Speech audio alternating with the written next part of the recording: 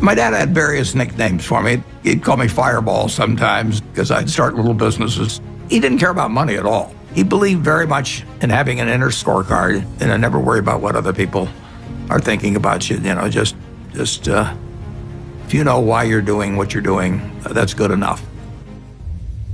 When I want to do something, I always want to do it big. I've said many times that 65 or 70, and the people that you want to have love you actually do love you, you're a success. Some people should not own stocks at all because they just get too upset with price fluctuations. If you're going to do dumb things because your stock goes down, you shouldn't own a stock at all. The first books I read on investment were actually in my dad's office. I just read and read and read. I probably read 5 to 6 hours a day. I mean, I figured out very early, you don't have to be that smart at this business, which is fortunate, but you do have to have the right temperament. The best gift I was ever given was to have the father that I had when I was born. Known as the Oracle of Omaha, the 91-year-old Warren Buffett is one of the most successful investors of all time. He went from buying his first stock at age 11 to running Berkshire Hathaway, a multinational holding company with total assets nearing $1 trillion.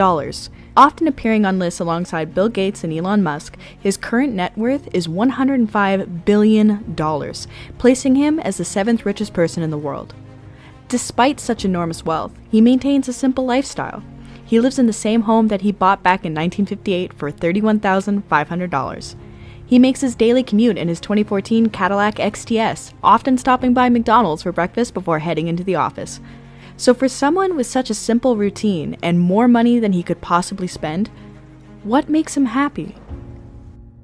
I would have to be honestly say that what makes me happiest is what I'm doing. I know I'll win over time.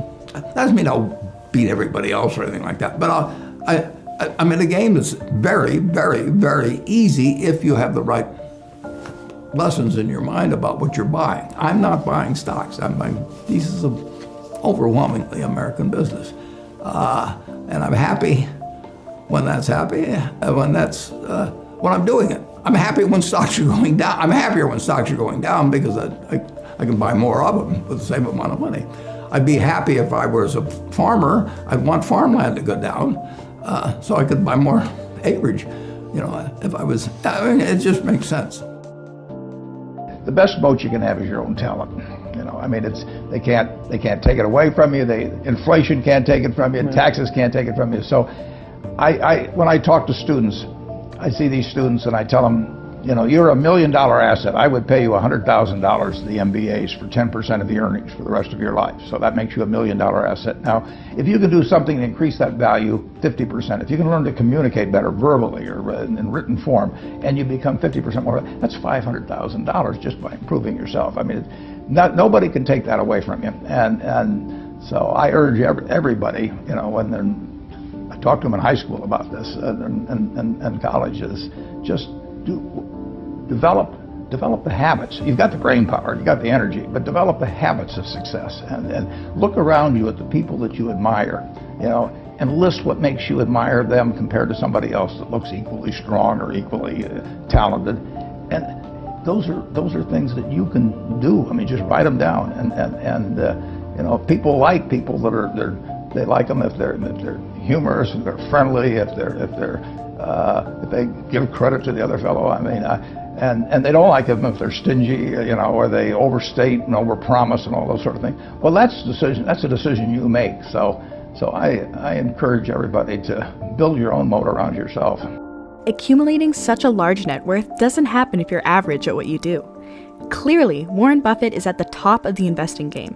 Here's some of his best investing advice.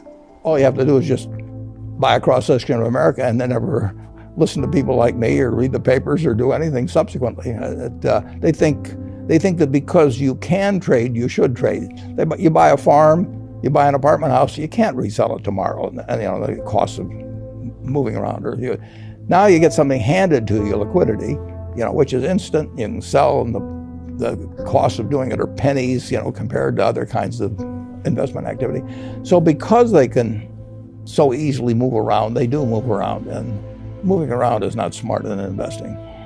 By far the best investment you can make is in yourself. I mean, for example, communication skills. I tell the students that come that they're going to graduate schools and business and they're learning all these complicated formulas and all that.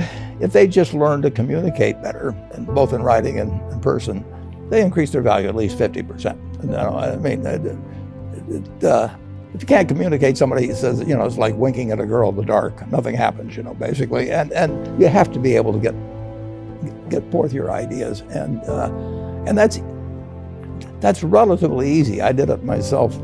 It's just hugely important. And if you invest in yourself, nobody can take it away from you. Well, life advice is, you know, the most important thing